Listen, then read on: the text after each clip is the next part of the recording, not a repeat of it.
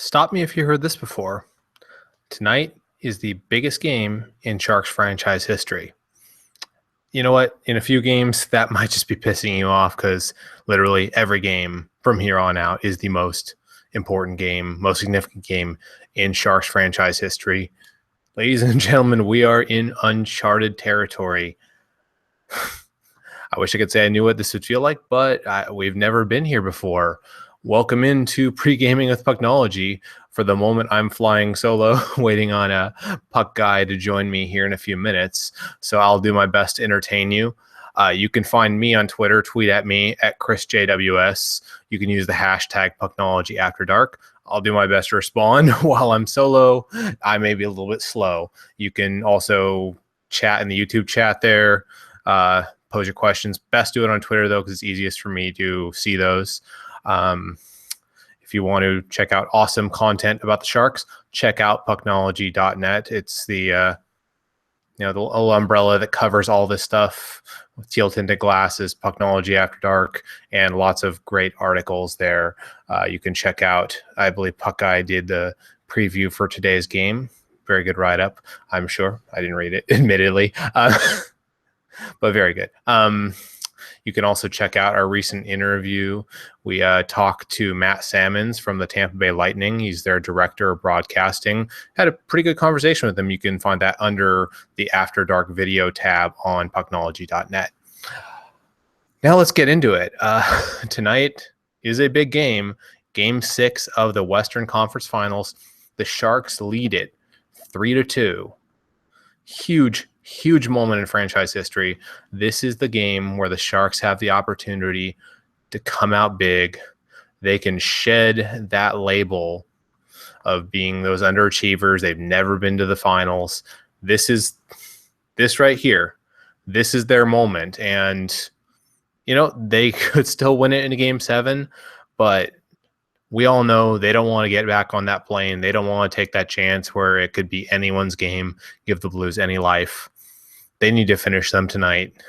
I'm hoping they come out like they did in game 7 against the Predators, where they just crushed them. They took their will. They took them to the mat. They choked them out, and they finished them. And that's this team's MO, though. They have done a very good job of finishing in these playoffs. They finished the Kings in 5. When it mattered, they took the Preds down, and they took them down hard. So big opportunity, and I like their chances to do it.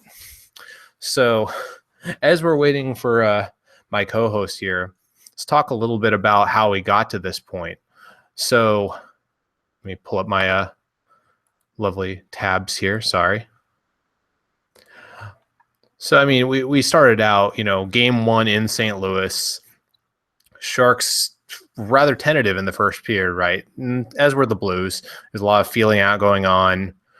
The Blues ended up taking that game in a really close game in most statistical categories. They took the game 2-1. I know there's a little bit of doom and gloom because we were all just like, oh gosh, here we go again. Just it's the Sharks.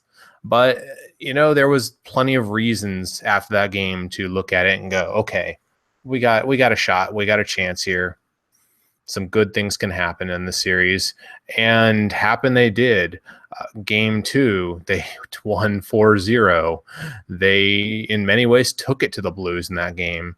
And that'd be the first of 2 shutouts. They won the next one 3-0. Series is looking very promising. So first 3 games, the Sharks were the better team clearly in 2 games, and arguably the better team in the game that they lost. Then game 4 happens, and, well, first time the Blues show why they're here, really, because they aren't here on an accident. They went through Chicago. They went through Dallas, and, I mean, that's Chicago especially with all their experience, and Dallas, the best team in the regular season. Even with their shaky goaltending, Dallas had a lot of things going for them, and the Blues had to fight to get out of that series. So the Blues aren't here on accident. So they showed why in game 4. They came strong. They just came straight at the Sharks. And the Sharks, frankly, I don't think they were ready for it. It seemed like someone came up with the description. they look like they had spent hours and hours reading the articles about how great they were. And in some ways, that, feels like maybe they got a little ahead of themselves. I see in the chat here, Slushy's already asking if you can come on. We'll see about Slushy. If I'm still talking to myself here in 20 or 30 minutes, I'll consider it. I can talk to the camera all by myself for a little while here. Jay Clark saying hopes the tank is louder than ever. I agree, and I think it's going to be off the hook tonight. I mean, I've tried so hard to get tickets tonight, and just hasn't worked out. I can tell, like, every contest I've looked at, like, people are just flooding it. They want the tickets, and ticket prices, I think I've seen them as low as $150. So tickets are going pretty expensive, and I think we're going to see I'm hoping we're going to see a real sellout tonight where the entire tank is filled. It wouldn't surprise me if there's some empty seats down in the lower bowl, though, where we can see on TV, because that always seems to be the case, right? Because, I mean, I think partially it's because those are the most expensive seats and the most likely to go to people who maybe don't care as much. I've been to several of these games now, and the upper bowl is consistently packed. We're talking about the upper bowl where the most diehards of the diehards are up in the upper bowl. Not to say that those in the lower bowl aren't diehards. I'm sure there's plenty of diehards down there, but the people, so to speak, those of us who have mortgages and are saving money and all that, who can't maybe afford those really nice tickets, we're the ones seeing the upper bowl, and we're the blue collar diehards, and that's why I think it's always full up there. It's never the upper bowl that's lacking in people. So I expect that. And then, Chester pointing out in the chat, it's a 6 p.m. start. It is much harder. I mean, said I went to one of the games last round where I had to struggle to get there at 6 p.m. And, I work from home, but I still struggled to get there on time because just the work day, right? You have stuff to do. So I'm expecting that. So Jay Clark commenting, AJ is still waiting on those ticket giveaways. Yep, pretty much. And Chester saying, upper bowl is AT&T bleachers. Absolutely. It's where it's where the diehard of the diehards go. Cause like there's plenty of diehards in the lower bowl, I'm sure, but most of us don't have money for $200 and $300 and $400 tickets. Most of us pay as little as we can because we just want to get in the house and be there to see it, or we try to win tickets or whatever. So, and yes, Slushy really said, if we hit the 30-minute mark, I will let you on. You better not make me regret this. You pull any stunt, you'll be banned for life. Just so you know. So keeping an eye here on the hashtag. I don't see anything yet. So keep talking here. So what were we on? Game 4. So game 4, I mean, you expect the Blues had to push back at some point, right? They're not here on accident. They're a good team. They pushed back hard. The Sharks weren't ready. Then we get to game 5, and that was probably the most even game in this whole series, except for maybe game 1. Game 1 is a little tentative, though, right? Game 1, there was some feeling out. I think both teams weren't really pushing as hard. They were trying to figure each other out. Then game 5 is where I think they really came. They both pushed against each other. I think Jones looked pretty shaky early in that game too. I think that's what put the Sharks at a little disadvantage early. Jones was kind of fighting the puck initially. He let in one where he probably should have been on the post quicker. And then, that freaky bat out of the air goal. I think that was almost a fluky goal because that's pretty hard to do. So game 5 though, the Sharks came through in the end there. And I'm joined by my co-host for the evening, or on one, or I don't know if we're having one or two, but Ian is here. I will hold down the fort until Eric comes. Awesome. Yeah. So I don't have to just talk to myself and talk to Slushy in the chat there. Sorry, Slushy, you didn't hit the 30-minute mark. Yeah, I was just kind of going back through the series and talking through them, doing my best solo act. I appreciate you joining in here. So, I mean, I just kind of went through games 1 through 5 and how we got here. I mean, do you have any thoughts on those? I was thinking in game 5, what I questioned a lot was is if maybe Jones is maybe fighting through something, because he was maybe the least confident I had seen him in that series, and his lateral movement wasn't very good. So part of me wonders if he's fighting through something. Yeah, I'm hoping that's not the case. Because I mean, and with that, like if he is fighting through something, and I assume the coaches would know. Do you think maybe they have a slightly shorter leash if they feel like he's really if he struggles early fighting the puck, maybe lets in a bad one or two? Yeah, I think that if he's fighting through something, and we have like maybe like a minor groin tear that we don't want to become like a massive groin tear, then I think for sure we might see a little bit more of Reimer. But I'm hoping that it was just jitters coming back in. I mean, he's still human, right? Like, he's been really calm, cool, and collected. But I think the magnitude of the situation, and the fact that St. Louis kind of did get in his head a little bit in Game 4, I think. In Game 5, the other thing in Game 5 too was it was after one of the goals, and it just looked like Jones was kind of like, he gave like the "hey, that's not on me" look. So I think that's a factor too. Yeah, I don't see. In my opinion, I would say like two of the goals were kind of on him, and I think the one in the middle was just kind of freaky, like the batting the puck out of the air perfectly into the net. Right. That's kind of fluky. Like that's okay. Not And much again, you can do. maybe the guy is just the Pavelski of their team and is that masterful at it, but probably not. He probably got in the right direction, got a little lucky there that managed to hit right in the gap. The Yeah. first one, though, I thought Jones wasn't playing. I think he should have gotten close to the post. And then Yeah. the third one, there was no tip. I think he should have had that one. That was kind of a soft goal. Yeah. But and in the end, though, in the third period, though, he tightened up, and that was the most important thing. He didn't lay anything in when it really, really mattered, and let his team get a chance to win there. No, I agree completely. Yeah. So yeah, when, that's it's kind of how we got here. So tonight's game, this is huge. And I was saying like we're just in uncharted territory continuously. We'll be all sick of it soon, but biggest game in franchise history.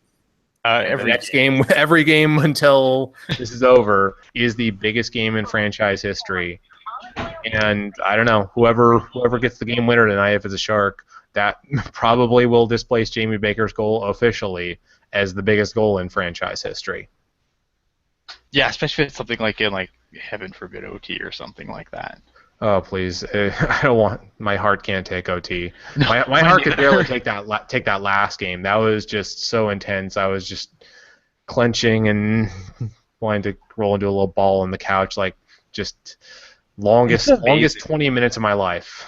It's amazing because honestly, like, I don't know, like, normally like game days they don't really bother me, but I've been a wreck the last two, just an absolute wreck. Like, trying to like focus enough to like write the game day today was awful. I mean, the game day post was nothing special. You should still read it anyway, everyone watching, but it wasn't anything special, and it probably took like 2 hours to write.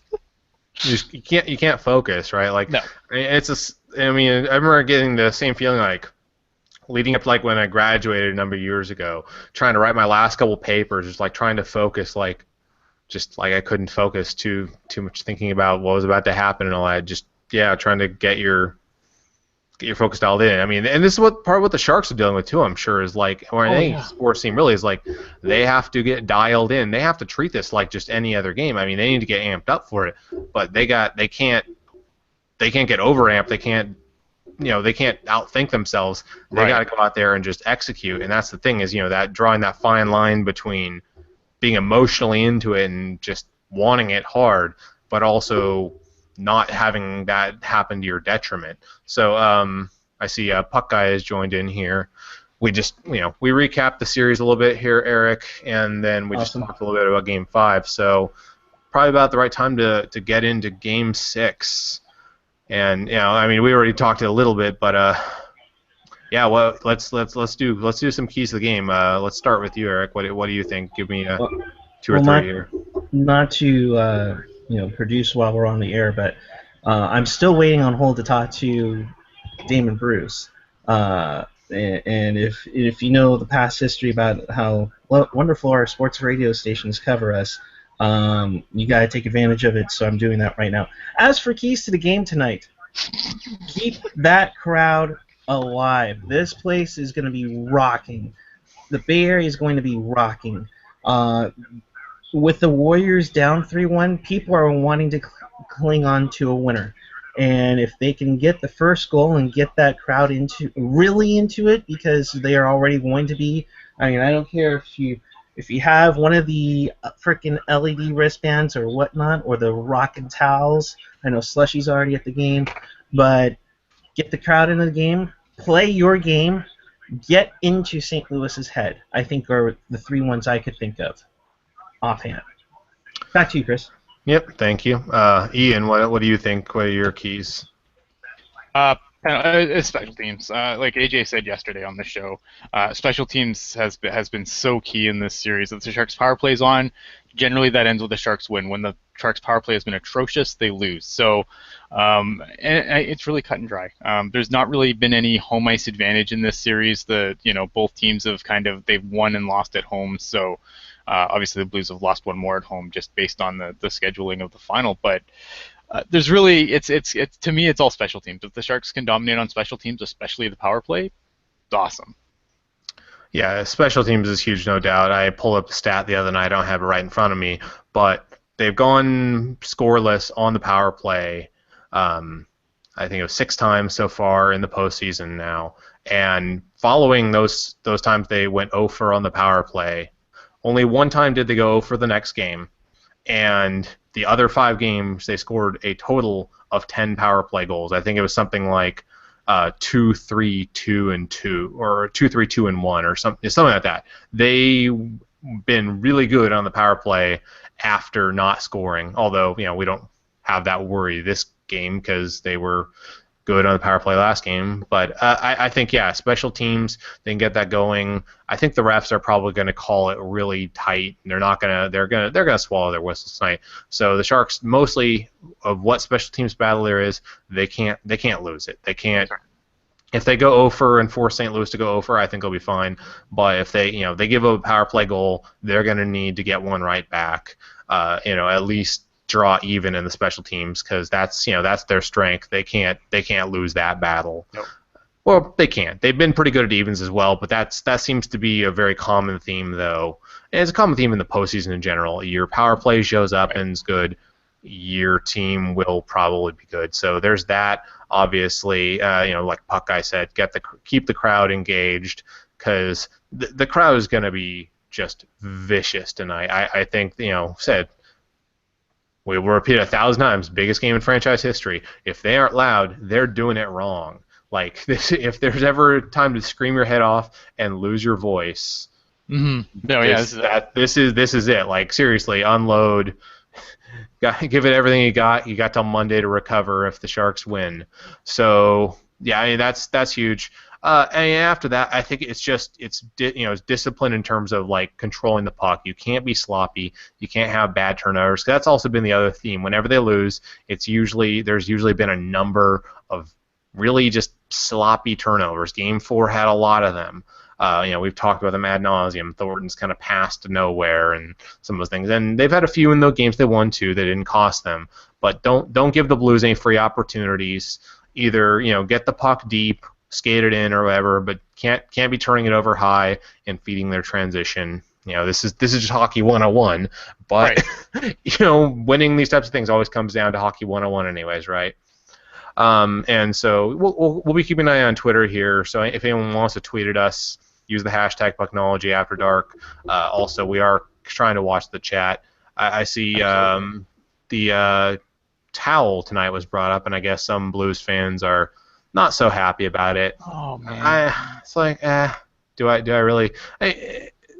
This is something I've seen a lot on Twitter, is about pissy Blues fans. Okay, guys, I'm just gonna give my take on this. We're gonna let you give your take, Ian. For sure. Every fan base has this segment, except for Canucks. It's their entire fan base. But but every fan base, including the Sharks, has those people that you hate because they are a pain in the ass, right or wrong. They're just a pain in the ass. and it is what it is, right? It's just, yeah, I hit the mute button, I ignore them if they are, and I've engaged with plenty of awesome blues fans who have been pretty cool. Bill Day might be coming on the show here at some point. Kurt Price from Let's Go Blues was gracious enough to come on one of our post games. So there's a lot of cool blues fans. Ignore the knuckleheads. They'll always be there. But the towel is pretty sweet in my opinion. But that's my biased Sharks fan opinion. What say you, Ian? It's the internet. It was made so people could just be offended about everything. I mean, my approach to fandom is I really, if you want to talk, I'll happily, I have all day for a guy like Kurt Price because he's objective, he knows the game, and that's fine. You want to talk about the game, that's fine. I have all the time in the world for people that want to talk to the game. If you want to have a dick measuring contest, there's other people that you can harass to do that with. I'm not going to get into it. I'm going to be like, oh, okay, you're a Blackhawks fan? Well, Patrick Kane's a rapist. I have no time for that. Right, yeah, exactly. Like, if you want to talk about, defense pairs and whatever, I mean, we might not agree on the conversation, but I will happily have that conversation all the time. But I have no patience for, just stupid schoolboy pissing contests. I have no time for it. So honestly, these blues fans, I don't engage them. Thankfully, for the most part, they don't engage me. I get more crap from our own fan base. So I mean, yeah, I won't personally go to engage those kind of people. Those people can fight with our people, because like Chris said, there's a good segment of Shark fans that get absolutely offended about everything too, and it's amazing when you look at different fan bases and different Twitter feeds and stuff, and the Sharks fans, you'll see, oh, the calling is so terrible, it's always all about the Blues, and then I go see Blues, oh man, they talked about that Pavelski tip for 20 minutes, so it's just, I don't know. Yeah, it is what it is. I mean, like I said, the internet is just made for people to get offended and angry about something. I mean, it's given a voice to everybody, which is great, but it's also the worst thing ever at the same time. Yeah. JC Clark in the chat saying, yeah, he blocked a Sharks troll yesterday. I'm going to guess, I probably know, I have two guesses and I could probably tell you it's probably one of those guys. You know who. We aren't going to mention their names here, but yeah. That's why I was giving you a hard time over DM because you got hooked by one of them again the other day. But yeah, you know what? There's some Sharks fans, we're all a little bit. Hey, as long as it doesn't get personal, I don't mind. I will converse and I really, as long as it doesn't get personal, pretty much I will have the conversation. Yeah. If it gets personal, then I'm done with it. I'll have conversations with people who are negative. That's one thing. It's just my problem is there's some people, who shall remain nameless, who love to change the criteria constantly. Sure. They'll make one claim, you'll say, well, that's incorrect, and they'll say, well, what about this? I don't have time to change to match your ever-changing criteria if it doesn't seem, it's not very intellectually honest. But okay, let's get off the fan stuff. Yes. It is what it is. We've been over this so many times. It's just, yeah, okay. But the towels, though, those are some sweet looking towels. Just saying. I think, yeah, I wish I had a graphic on hand here. It's a little harder. We only have two people to pull up something real quick. But yeah, towels are awesome. Talked about keys of the game. And you said you had some quick. Quick Memorial Cup stuff to talk about here. I can definitely vamp Memorial Cup for a couple minutes. So I've watched basically the entire tournament. The only game that I missed really was the Knights and the Wheat Kings because they didn't have any Sharks prospects and it was on at the same time as Game 5. So obviously Game 5 had my undivided attention at that point. But other than that, I've made effort to watch every Memorial Cup game otherwise. And Timo Meier has been everything that he has been advertised as. The guy has got 5 goals. He hits hard. He lays the body. He's been all over last night, even though the Knights won the game, and the Knights are definitely the team in this tournament to beat. But he was just all over Mitch Marner, and Mitch Marner still got some points off and stuff, but, I mean, they were hammering him left, right, and center, and it was fantastic to see. And I think that's the thing that I really like about Timo is that he not only can score, he's definitely got a nose for the net, but he also has that that edge where he can go in. He's not afraid to go and lay the body, and he's not afraid to go and make someone's life just absolutely miserable. And I think in our top 6, that's something we desperately have lacked since maybe Ryan Clough, honestly. Like, you need a guy that's going to go in there and can play with that edge, but also, you can send him out on the power play, and yes, Meyer, thank you. And you can go in there and you can, and he can still go in there and whack some pucks on the power play and still whack some pucks in even strength. It was fantastic. And on the other team, the Red Deer Rebels, Adam Haluka has been just honestly, I think he may be one of the most underrated guys in our system. This is a guy that got drafted, didn't get drafted his first draft year, got second, got drafted in the 4th round in his second draft year by the Sharks. He went, started out with the Barracuda, got sent back to junior, and kind of disheartened by that. But then what I've seen of him so far in the World Cup has been just fantastic, and even in the little bit that I got to watch him in the Western Hockey League playoffs, he's been really, really good. Like I said, he might be the most underrated guy in our system, and he should make an impact on at least the Barracuda next year. So good things coming for Sharks fans for sure. Yep. As far as Parsons, Parsons I believe is the 3rd. Parsons is the London Knight goalie. Sorry, Jay Clark's asking me about Parsons right now. Tyler Parsons is I think he's the 3rd ranked goalie by ISS right now for this year's draft of North American goalies. So he's definitely going in this draft. I just don't know where. Maybe 3rd round. So, you were saying you think some of these guys make an impact in the Barracuda next year. Mm-hmm. On that topic, we haven't decided a date for it yet, but there will be coverage in the off season of drafts, prospects, and all that fun stuff. I mean, we talk about that a bit on here, but it tends to be obviously Sharks oriented for obvious reasons. And we're trying to work on maybe next year having a regular segment or something like that on here where we can let Ian give you guys kind of the what you need to know, because admittedly I don't have time to cover all the stuff that's going on in our system, because keeping up on hockey by itself plus my job is hard enough. But we are working on that for those of you who are interested in our prospects, who follow them closely and all that. Landy and Ian both cover that very carefully, and we're gonna try to expand our coverage here and our Q&A and everything. So speaking of players that recently out of the system, how about that Chris Tierney guy? He's okay, isn't he? He's okay. Right? I'm pretty fond of him. He's all right. I think the hardest part about the highlight of that empty net goal was on everything. They didn't show everything that led up to that, because that was they show oh, Chris Tierney behind the net and he comes around and pushes in. You didn't show any of the 30 seconds that led up to that, because it was just them trying to get a shot and keeping it away. That was a ridiculous sequence. I was like, are we gonna get it? I love that. It's when we finally scored, I kind of exhaled, but it was that was a ridiculous sequence that led to that goal. And everyone's like, oh, it's an empty net. Oh, big deal. Tierney helped make that happen. Marlowe helped make that happen, which oddly enough people were bagging on him for his posture on the bench right after that. Oh, he doesn't I don't. No one cares. He doesn't care. He's not happy to be there. There's plenty of good reasons to bag on number 12. Let's not get too far into this, but there's plenty of good reasons to bag on him. Yeah. But that's not one of them. I mean, honestly, okay, compared to his paycheck, he's not producing as much as we'd like. So he's kind of like our version of Dustin Brown, except for he's not a piece of shit. so that's kind of what it is.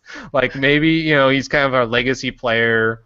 He's got a great history at the franchise, beloved by by most of the fans. Yeah. And he isn't producing up to his contract anymore. But I would be happy to see him be able to raise the cup, because he's suffered through some really terrible shit here. He's been through it as much as anyone here. Him and Thornton deserve for just what they've endured, because they've taken it from the fans, they've taken it from other teams, obviously they've taken it from the media, they've taken it from management, from the coaches. So that there's plenty of reasons to bag on number 12 for his production, but he helped make that Tierney play happen. he was the upstream of that. So he helped make that happen, and that's important. And that goal was so big.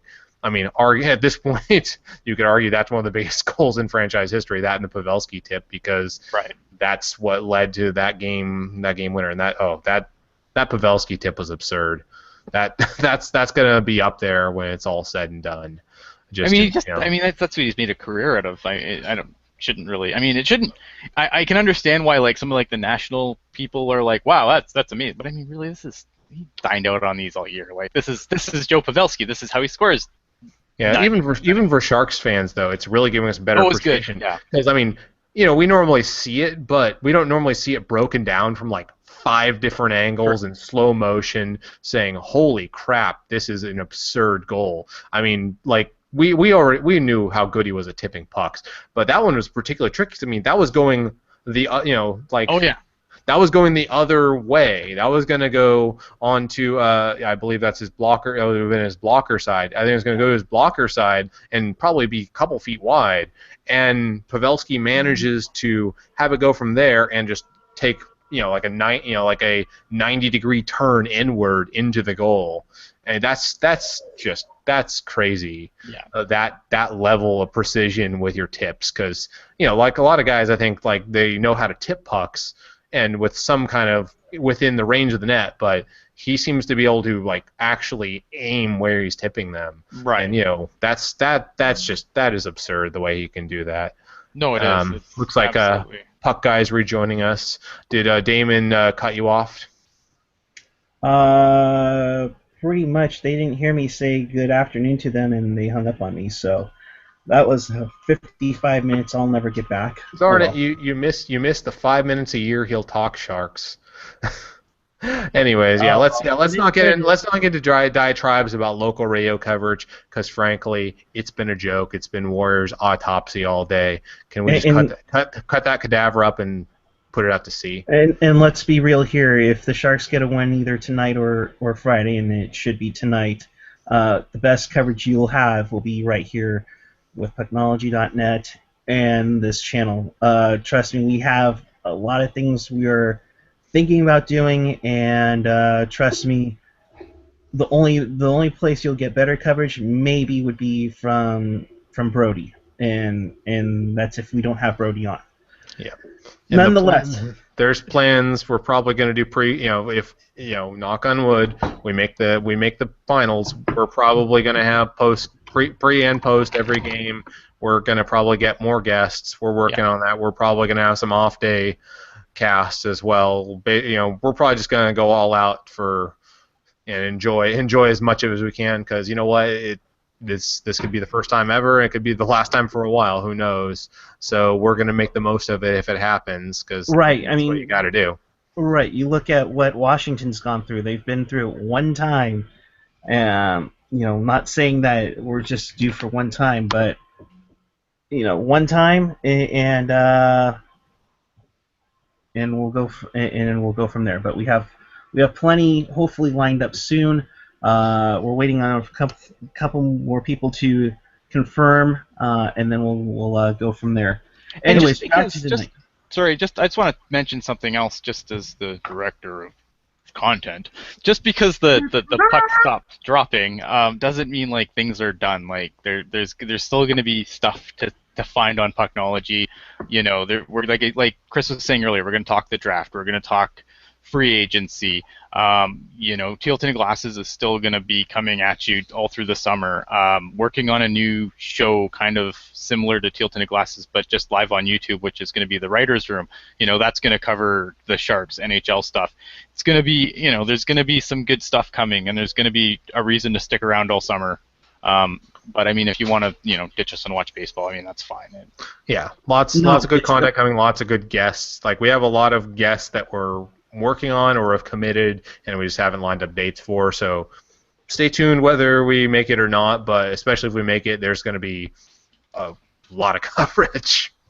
Yes, in between our times when we're watching Saskatchewan Roughriders Canadian Football League action. Right. And once the Seriously. World Cup kicks in, like, we're going to be all over the World Cup if I have anything to say about it. That's right. Better than Oh, you those mean Rich Carling soccer? shows. No soccer. Just the one with the dumb commercials in the States. Or wait. Are you suggesting every time Pavelski scores, we should go goal? You We would need you would you some. would you would lose your voice if you did that because see the clip he's scoring right now. I I believe want it's the 12. Is he up to 12 goals now? I think I just want to blow the bumblebee horn all day. the Vuvuzela. Yes. Yeah, let's just make that a thing like the Shark Tank for if we make the finals. Just everyone bring vuvuzelas and just piss everyone off. That'd be hilarious. No, we'll have the that AJ sounder that he The had. AJ rap horn. From Tim and Sig. Yes. So Anyways, Sorry. yeah, let's get back on the the business at hand. So for this coming game, I mean, there's the obvious guys, Pavelski and Jones. Let's get them out of the way. After those two guys, what guys do you guys are you looking at to have a big game to get the Sharks to the promised land here? To start with Eric. I will say, I think it's due for Patrick Marleau, and we know how due he is to get into the Cup final. I think it's time for him to step up. I think with Couture doing well and Couture doing things with Donskoy, Jonas Donskoy, you've heard about him all season long. I think it's just a critical time for Marleau to step it up. You can even go with Jumbo. You can even go with Vlasic. I mean, you can go with a lot of the guys. Ian? I think at this point, if you are counting on Patrick Marleau to do anything, then you are sorely mistaken. No, look, I think it's going to come down to guys. It's going to come down to your role players. It's going to be guys like Tierney. It's going to be guys like Spalling. It's going to be, you need your bottom six to step up this game. You need your bottom six to contribute. It can't be all on the top guys to keep getting it done. We need some secondary scoring. And I think, so that's the guys that I'm looking at to kind of see things pick up. I'm like, the Wingles, the Tierneys, the Spallings, the Carlsons. Melker Karlsson needs a game here. So I think that's what I'd like to see. I think that's the importance. It's going to be guys like that. Real quick from the chat, use bio 1887. Any tips to stay awake during the commercial breaks? There's a boring screen saying commercial breaks in progress. My suggestion: pound a couple rock stars, and then I'm sure that'll also help with the jitters you're feeling, pregame jitters. It'll make them worse, actually. But anyways, as far as players to watch, I mean, my key player after said I've taking the two obvious out of the equation. Obviously, the goaltender. Obviously, Pavelski's the biggest guy. It's Thornton because he's still quietly the engine that makes this team go. Like Pavelski's huge, but Thornton is a possession monster, and in part, Pavelski's great on his own, but he does owe a lot of those stats to Jumbo because Jumbo is just so good at finding him, at finding other guys, at helping space the ice out, and just when that line is humming, the whole team is that much better because the other team generally has had no answer for that line of Thornton, Pavelski, and Hurdle, and to me that's the big key. Is Jumbo going? If Jumbo's going, we know Pavelski will be going if Jumbo's going. I don't think I've ever seen Pavelski have a bad game when Jumbo's having a good game. Like that's that's an impossibility. Nonetheless, if there's one thing that we want our players to do tonight, it'll be for this to go off.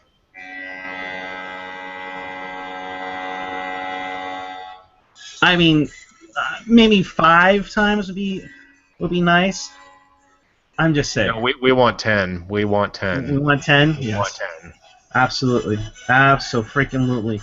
You get the crowd going tonight, you get everybody going, you get all 4 lines moving, you get them play their game, they'll be golden for sure. So, again, welcome to part 2 of the biggest game in Sharks history. I mean, if they can all play like they did in Game 3, they should be good to go. I mean, they're obviously in Elliott's head. They're obviously in Allen's head.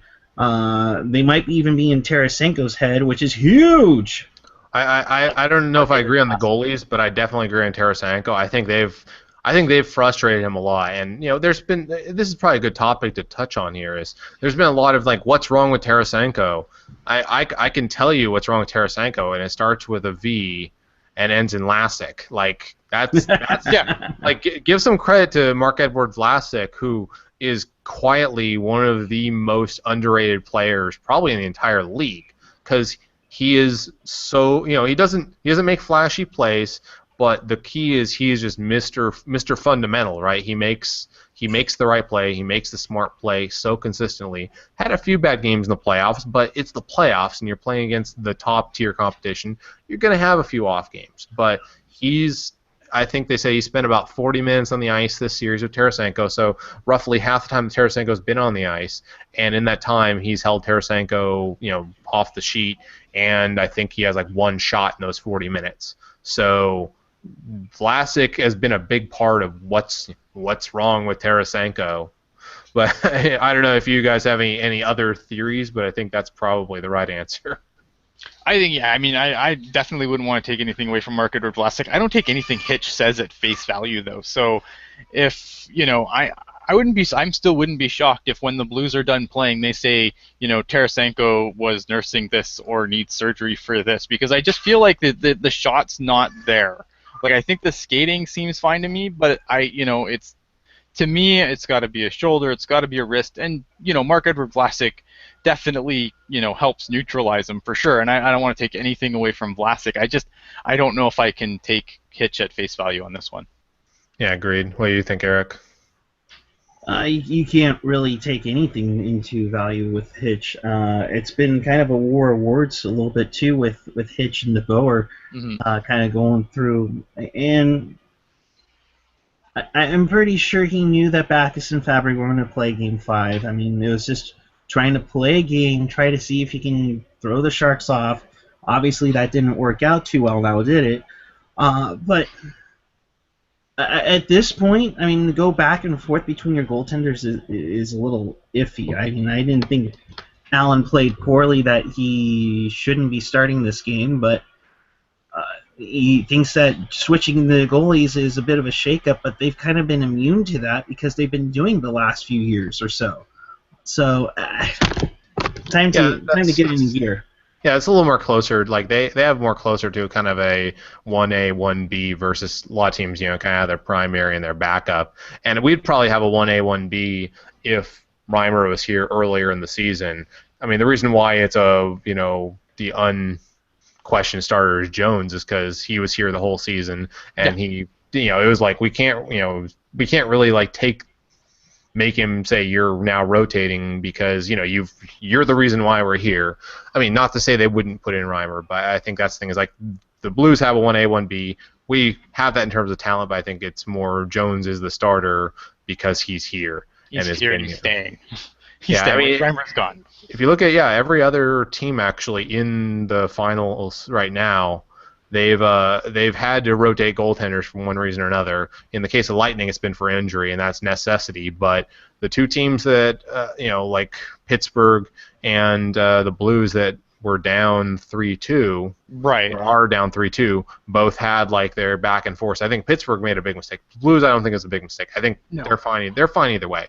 Pittsburgh, that's a big mistake. We touched on that with Matt Salmons when he was on here. So if you guys, plug for the interview again, check it out. It's in the channel's listing. It's a really good interview. It's only 15 minutes long, nice and easy, digestible. But, I think I'll just say one thing before I jump off here on the goaltending situation. I think, like with the Blues kind of knew they didn't really have a guy when they came into the season. They knew that Allen and Elliott, either one of them could be the guy come the playoffs. Whereas if you ask Tampa or Pittsburgh especially who their guy was going to the playoffs, they would not tell you the guy is currently sitting in their net. And again, with Tampa, it's an injury issue. But with Pittsburgh, it's just that, Murray just kind of ran with it, and then Fleury just, he got an opportunity to take back the net basically just based on his, paycheck really, and that's going to be fascinating this summer to see what happens there. But I Oh, will that's gonna be be fun. gone. I will be back on after the game, of course. But I'm gonna go watch some World Cup and put the kids to bed. Have a good one, guys. Awesome. Have a good one. Thanks, Ian. Yeah, and he alluded to it as with every game, we will be on live. If it's a win, all of us will probably be on here. It'll probably be a nice long 2-3 hour celebration as our series closers usually are. I'm hoping for that. That'd be nice to go late tonight. Agreed. I mean, and I'll put it this way: if there is a victory, and hopefully it's available, Gentry and I will probably make our way to a local sporting goods store. So Nice. we might follow us through that trek. Slushy wanted to get on, and I wanted to get the atmosphere a little bit of the tank briefly. So I'll see if you can send him on there. Really, can send him the link. I got it. We'll give you 2 minutes, Slushy. 2 minutes, man. I know, and it's right about warm up time, so it may be kicking off really quick. I just went through the Snapchat for the Sharks. They said that they had somebody big to open the door tonight. James Hetfield of Metallica. So it's official. I heard it'd be someone's sports, but so it's officially James Hetfield. Yeah, it looks like James Hetfield, and there's Slushy. There we go. Slushy, how are you, bud? You ready to rock? Yep, definitely ready. It's gonna be exciting tonight. You know, the crowd's getting into it, starting a couple chants, warm ups in about 4 minutes. So, you know, this is easily gonna be the best game in SAP Center history if the right team wins tonight. Absolutely. All right, give me a view of the arena right now. There it is. Sharks chants right there. Beautiful. Showing, Hold it still. There you go. I don't need to see the roof though, dude. I was trying to show you the towels, but never mind. Oh, gotcha. You're good. All right. Another quick question before we take off. I've noticed this through the playoffs. Why do you wear the towel on your head? I don't know. I mean, I have a lot of stuff here, so I might as well just put it on my head. It's a place to keep it. Hey, and it's conveniently. That's right, Chris. And it's conveniently available right nearby when the Sharks score. Yes. You can just like whip it right off your head into the air. Exactly. I have it on my. I don't have it on my head when the game's going on. It's just between intermissions or during warm up. Gotcha. Awesome. All right. Will you? How much time before they come out? 2.5. All right. 18:40 right now. You stay with us for a moment. I'm gonna mute you, but give me a heads up, and then we'll come to you, and let's get the reaction when the boys come out on the ice. All right. All right. Cool. Cool. Thanks, bud. So all right. Live on the tank, our correspondent, Mr. Slushy J. He started out as just asking the craziest questions in the world, or like one of these deep, thought-provoking questions. And little did we know that he would become a correspondent. And I believe we also were going to have a couple of correspondents if we do have a long show later this evening, and we welcome that. We will probably take some phone calls as well. But definitely, we've been here since day one. Since the season started, we'll be with you the rest of the way. I mean, shoot. Opening night, we had NHL Ties and Brody Brazil on. And tonight, when we do After Dark, Chris, that'll be show number 100 on the year. Yep, I was actually about to bring that up. Yeah, this will be show 100 tonight, and we've been here for all 100 Sharks games, covering every single one of them in the post game, even some pre-games as well. So it's exciting. It's a big milestone. Yeah, for us, it's been fun. It's been crazy. At times, it's been scary. Making sure see if we got them come out yet. No, not yet. The emotional roller coaster. Oh gosh, back and forth. They started out so well. Jones had that incredible run without getting pucks past him. Just going through the year. I mean, yeah, it's been ups and downs. We've Yeah. talked about that game against Winnipeg in January, how that was essentially a trendsetter and just changed everything around for this team. Yeah, that was easily their worst game of the season, and yeah, right after that they started.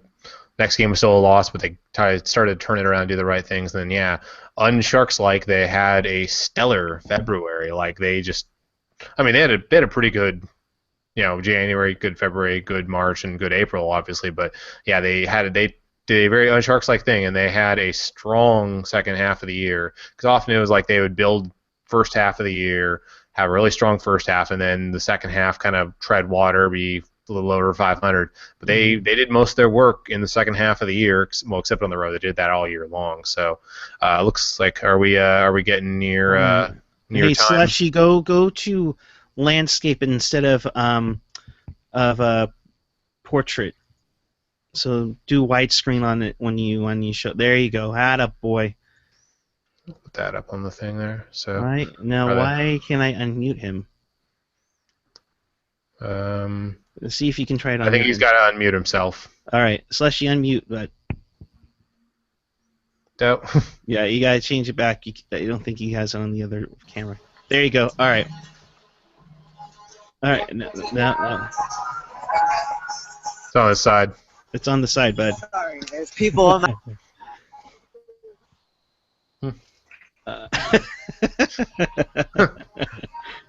You don't get this kind of coverage anywhere else, folks. That's right. But it sounds like the crowd is into Chris. It sounds like the crowd is pretty into it already. You can already hear the warm-up mix going on and everything. So, Slushy, if we have a victory to talk about, I'm sure you'll be on. But we'll let you go. You have a good time tonight. All right. Bye. All right. Bye-bye. I can hear that. I could hear that tank Wi-Fi right there. Oh yeah. There we go. Okay. All right, Slushy, thank you for joining us from before.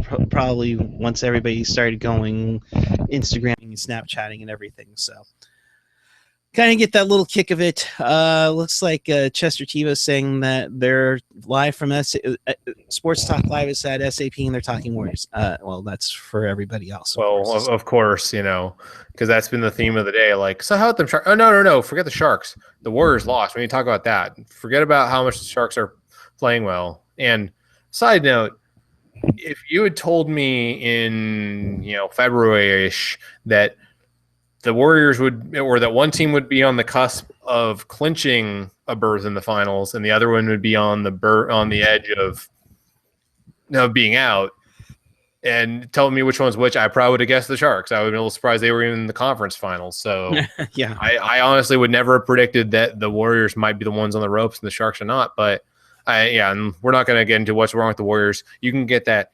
everywhere else. I literally mean everywhere. If you just walk down First Street, you'll get a homeless guy talking to you about what's wrong with the Warriors, because literally everywhere else. Yeah, rant over. Yeah, no, it's it is yeah, just crazy. So we're probably wrapping up here in a few minutes, but as you mentioned tonight, if it's a clinching game, we will have phone calls tonight. We will probably run very late. We'll probably have a lot of different people checking in. All the normal crew. We'll probably, we might even wrangle a few guests in to check in and all that. We'll see. But yeah, tune in tonight. It could be a big party on this show. So not that there will be any alcoholic beverages involved. We'll keep, this is strictly a sober show. Oh, I hope. I can only hope. There might be a few people going, woo! But yeah, I'm sure, that kind of comes with the territory. If kind of last thing I was thinking of talking about, but I don't know. I assume since you're home, you won't get a chance to, but how insane could downtown San Jose get tonight? Oh, dude. We when I went for Game 3 with Gentry, it was pretty wild. I mean, you heard the reaction just as we were as we were at the concourse, as we were heading down into the Shark store, and the Shark store line was super long, but not. It's going to be crazy if the Sharks pull this off tonight. Downtown will be absolutely nuts. San Pedro Square. I mean, you better close that section of San Pedro Street. There's absolutely no way that anybody's going to be able to drive through. To be honest, I think all those bars are going to spill out. It's going to be one wild party. Let's put it this way: I would contemplate even going down there, but we have a show to do, and we have a duty to give you the finest Sharks coverage everywhere. And I am so psyched. I mean, and this is what I'll say, what I was going to say on Damon Bruce. It's like, I've been a fan since the day one. I mean, I literally remember eating my meatloaf and mashed potatoes with my fancy little red My Little Sony Walkman to KNDW 910, listening to Dan Rusanowski, Dennis Hall for the first game back on October 4th, 1991. Been through 1171-2. Been through that crazy 94 playoff run. Been through the highest of highs, our first division title, our first conference final trip, our first sweep against Vancouver. Been through the lowest of lows. I mean, the Garpenlov crossbar, the Toskala giving away the puck, the Raffi Torres non-suspension on Milan Mahalik, the Raffi Torres suspension on Stoll, the reverse sweep. Teemu Solani. I mean, you name it all. I mean, we've been through this. AJ's right there with me. Even if you haven't been here with day one and you've been through and emotionally been held with this team for a little bit, you know how tough it is to give the Sharks any love anywhere. And let's be honest here.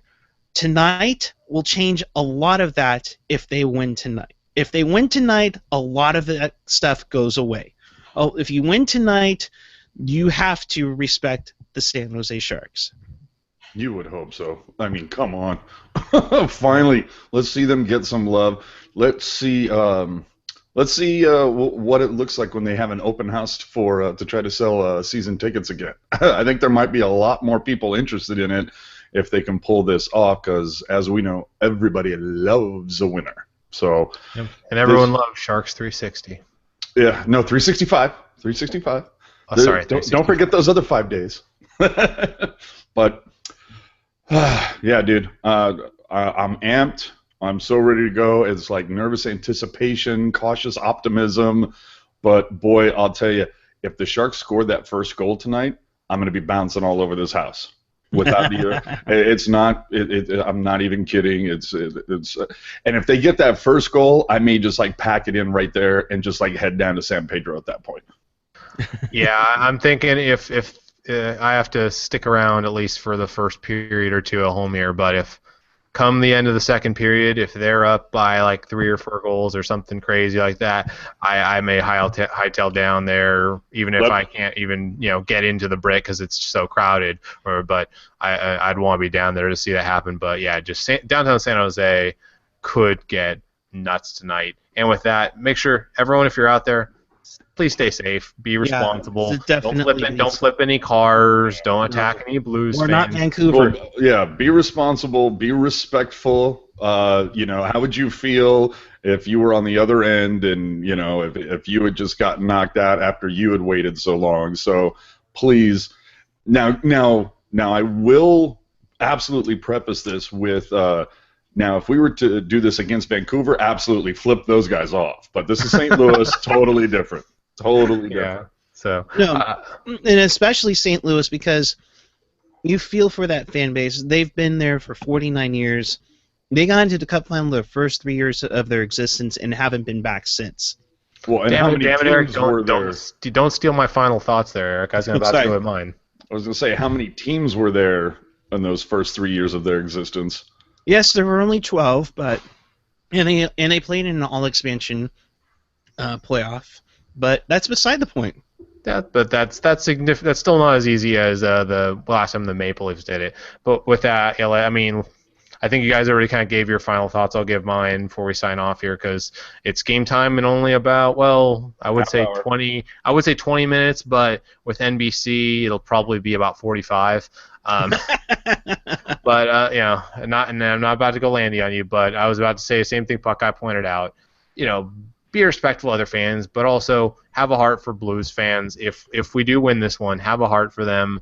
They have suffered very similar kind of thing longer than we have. I mean, they've been to the finals, but still, most Blues fans were either really young or weren't alive for it.